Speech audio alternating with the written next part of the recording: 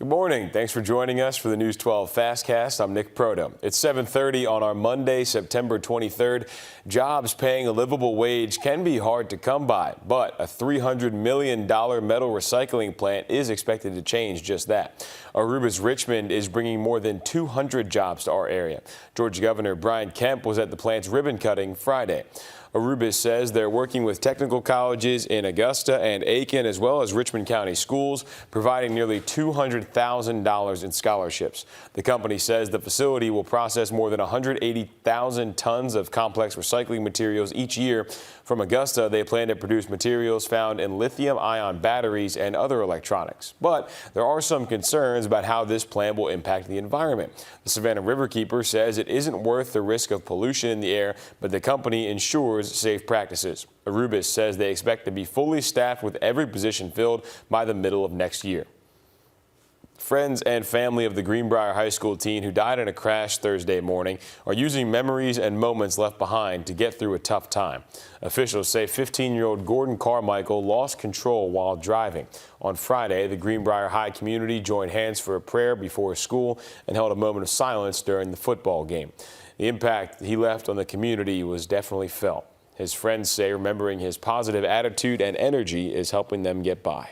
It's a special moment to come all together and just pray for him and each other, because it's a hard time, but we all just gotta live all the memories that we had with him and just keep it in our hearts and just really enjoy those moments so then they can be alive.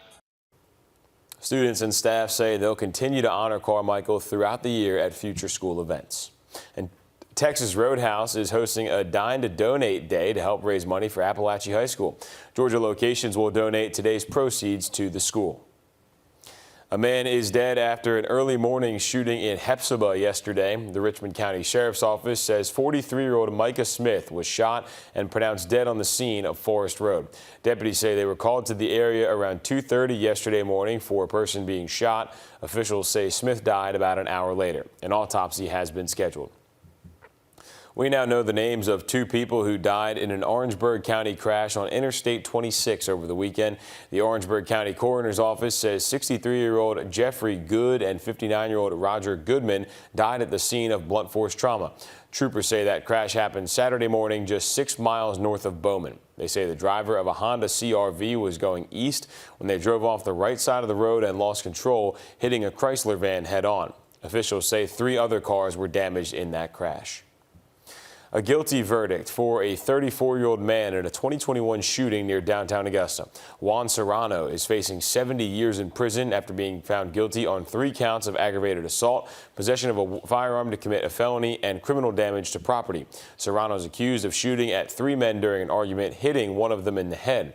Officials say it happened near 4th and Green Street. They say his co-defendant, Jasmine Judge, also pled guilty. She'll be sentenced at a later date. A North Augusta teen who ran away is back home with her family, and her 20-year-old boyfriend was arrested after nearly 3 weeks of searching for Belinda Sanchez. North Augusta Public Safety says she was in Florida, found safe Friday night after her boyfriend Marlon Trochez picked her up from school September 4th. Officials say they got a tip they were in Florida Friday. Authorities in Florida say they did a felony traffic stop and found the couple. North Augusta investigators say there was no reason to believe Sanchez was taken against her will. 2 people are dead after a head-on collision in McCormick County over the weekend. South Carolina Highway Patrol says the accident happened on US 221 near Oak Hill Drive. Here's a map of that area right now. Officials say the driver of a Mustang lost control, crossing the center line, hitting a Chrysler minivan head-on. Officials say the driver of the Mustang is still alive, but 2 people in the minivan died. We don't have the names of those victims yet, but we have reached out, and we'll keep you updated. Heads up for thrifters, there's a new spot you can shop downtown. What's even better is that all the proceeds go right to the Jesse Norman School of the Arts as they find solutions in supporting their free after-school and summer camp programs. The Second Act Thrift Store is just steps away from the school and offers arts, supplies, musical instruments, furniture, clothes, and more. The school continues to grow, serving more than 400 students in free programs each year, more than 1,200 students in all programs. Students and adults in Aiken, Edgefield, Richmond, Columbia, and Burke counties benefit from these programs, and you're helping them continue their educational journey when you shop right here in the Second Act Thrift Store. As an art school, we receive a lot of donations that are art supplies or music supplies. Some of them we can use and some of them we just don't have space for. So this is a really great way for us to transform donations to the school into the support that we need on a daily basis. They accept donations on Tuesday and are open to shoppers Thursday through Saturday from 10 to 6. And we're told 90% of their budget is for free programming. Another way you could support the school is by going to their annual benefit concert. That's coming up on October 13th at the Maxwell Performing Arts Theater. And in case you didn't know, Jessie Norman was a world-famous opera singer right here from Augusta who started the school to make sure kids like her were always exposed to the arts. Ticket information and details on the thrift store are under our Finding Solutions tab on WRDW.com. A huge moment for Evans High School. This morning, the head of some of the world's greatest street spectaculars, Bob Bone, is set to invite the band to take part in the 40th anniversary of London's New Year's Day Parade. That ceremony starts at 8:30 this morning at Evans High School, and we do plan to be there for this special moment. The Rotary Club of Martinez Evans partnering with the Family Y of Greater Augusta, helping to provide low-income families with beds. It's part of the YMCA's A Place to Dream program. They help provide less fortunate kids with proper beds to sleep in. And the hope is to help with better sleeping arrangements for those who may not be able to afford a safe place to sleep.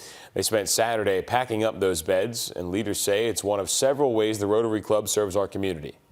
We are always looking for ways to serve our community, and this is such a great way to impact folks who don't have all the resources that some of us are fortunate to have. If you want to help or volunteer, we have the link to A Place to Dream on our website, WRDW.com. That catches you up on everything news-wise for this Monday morning. Let's check in with First Alert meteorologist Tim Strong now for the weather. It's a beautiful start here, Nick. We're looking at plenty of sunshine coming up, mainly on a warm side, too. You know, it was an absolutely blazing hot weekend. We did officially welcome in fall, but temperatures said otherwise. I continue to look at summer-like heat, and that's what we're going to be dealt with again today. Topping out at 97 degrees, just a couple of degrees off of a record high yesterday, which was 99. Those 60s and 70s are still out there, giving us a warm start. We're going to continue to see, again, 90s for the afternoon. Upper 80s and low 90s, a slight chance of a shower or thunderstorm, just around 20% later on today. But between 92 to 95 is what we'll be experiencing here. 86. That normal for this time of year as we're starting to slide into just about the end of September. We keep the 90-degree heat going tomorrow and still close to 90 on Wednesday. The biggest change will come at the end of the week. There'll be a cool down, but there'll also be what could be some significant rain coming in. A tropical system. It hasn't formed yet, but very likely to in the Gulf of Mexico as we get toward the end of the week. Now, as far as the impacts from that would, right now, as it looks, put rain in our forecast quite a bit into Thursday, Friday, and maybe early Saturday. But as of now, it's quiet for now. We're looking at temperatures in the upper 80s to 90s, heading on through early Tuesday morning, just around 6 to 8 o'clock. The lows will be in the 70s. We'll get right back into where we left off here for today. Highs expected to be back up in the 90s and moving all the way into early Wednesday morning. Still morning temps in the 70s. So pattern shift really doesn't start happening until around Thursday, Friday, and maybe at the start of the weekend. We'll get down in the low to mid 80s, but much more of that rain opportunity is coming in by Thursday and Friday. Have a great day, everyone.